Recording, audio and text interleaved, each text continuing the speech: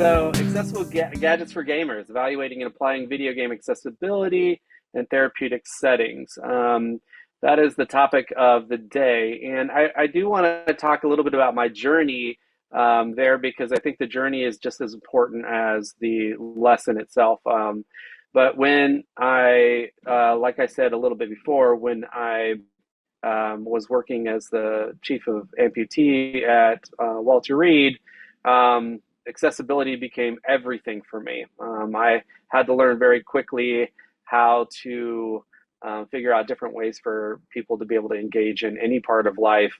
And one of the big focus areas, because my population kind of ended up being like 18 to 35-year-old man. We have had obviously women and older people, but a lot of that population was younger men, and they all like to play video games. So video games ended up becoming a lot of the stuff that I focused on. Um, but I will say that, early on, I only had a certain amount of skills that didn't go beyond kind of what I learned as an OT. And so I initially focused on positioning and just different established controllers, and we'll kind of look at those in a little bit. But I wasn't an engineer. I didn't have that information enough to be able to really get into the weeds of what gaming looks like. And then a little bit later on, as I was doing this, an engineer actually came into Walter Reed and started asking me about some of the accessibility things. And that's when really things started to take off. So we're going to dive into that a little bit later. But just remember, started at Walter Reed, I met an engineer, and that's where we started a really good relationship. Um, all right. So when I look at technology, when I look at gaming in general, I look at it in two different ways. There's two approaches. The first is I want to explore ways to make gaming, play, and technology. I want ways to use them therapeutically. So in a rehab setting, maybe being able to set somebody up with a video game to increase their therapeutic outcomes. And then the second thing I want to do is explore ways to make gaming accessible and fun for everyone. And that, again, is what we're going to be talking most about today. I will touch on the therapeutic part, but I really wanted to explore the accessibility AT side of it with you guys today. So some context. So when I started working in gaming and accessibility in general, one of the things that I would get all the time is people that would call. They would call me and they would say, like, "Oh, it's cute. What you're doing is whatever. It's fun. It's cute, but it's not really that important, right?" So why that has changed for me is to just get some context of what that means in general. So gaming is inferior to some better occupations. So like as an OT, we always look at what people are interested in doing and making sure they can do it, right? So there's other better leisure activities, and we shouldn't really take gaming seriously. So it's never been really put on that forefront of something important.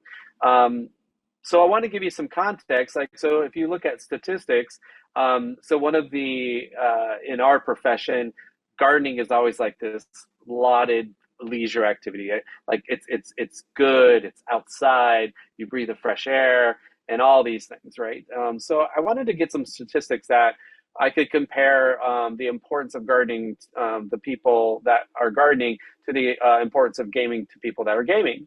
So if you look at, there's a bunch of stats on the screen. I'm just going to highlight, when COVID hit in 2020, it created about 18.3 million new gardeners, and most of them were millennials. So that was a huge deal. And of course, gardening would be it because we were all stuck at home and we were looking for other things to do.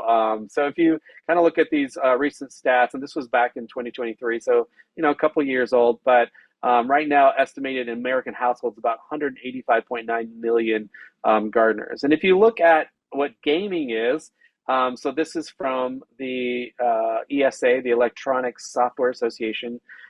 They govern all research and statistics and everything in the gaming world. But you can see that about 65% of Americans actually do play video games in some capacity.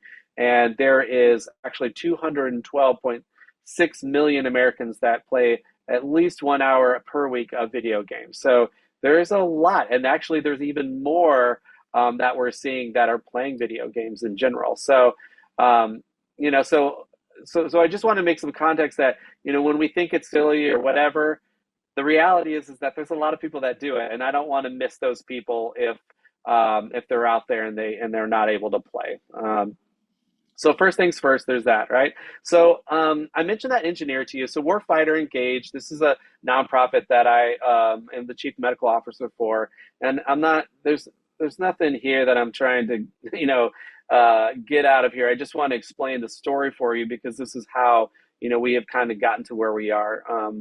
Warfighter Engaged was born from that meeting with that engineer, and one of the things that we started talking about early on is trying to figure out different ways to get gaming accessible and one-handed gaming for people or no-handed gaming for people.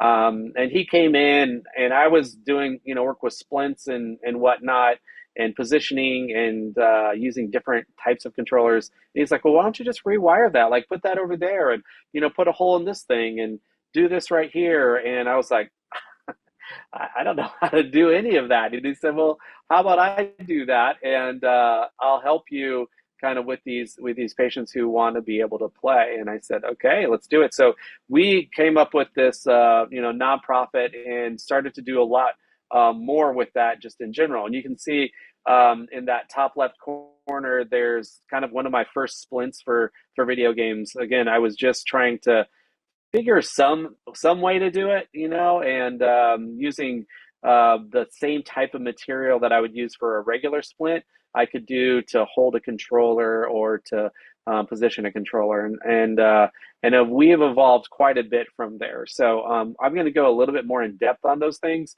but kind of that's where we kind of started from, and really that conversation. It really was about 2012 when it started to kind of jump off the map.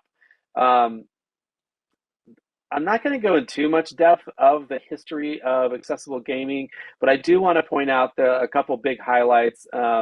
If you look back, games, have been around for the dawn of time. Video games, on the other hand, have been in the last, 75 to 100 years.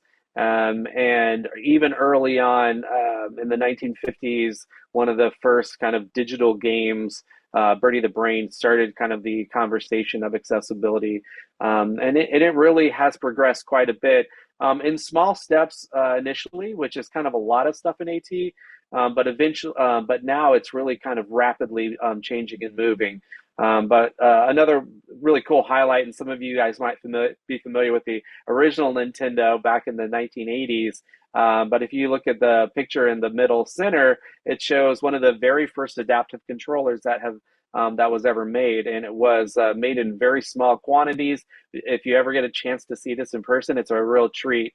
But it was a very first adaptive controller using sip and puff controls, and it had a chin stick and whatnot for motion and mobility. So there was a lot of really cool things, but we have come so far from that. And if we fast forward to 2018, this has really started a huge movement for gaming accessibility, and that was the release of the Xbox Adaptive Controller, which you guys probably many of you are familiar with, and maybe not as familiar that there were that adaptive controller came out of a conversation with Warfighter Engaged.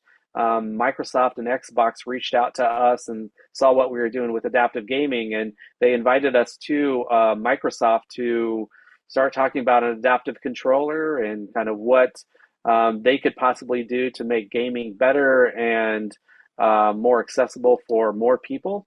And so from those conversations, we were on a team with Xbox to come up with the adaptive controller. And I'll go into more depth about that controller. But that was really cool. And shortly following, the Nintendo came out with the Hori Flex controller. And then, of course, just more recently in 2023, PlayStation has since followed suit with the PlayStation Access controller.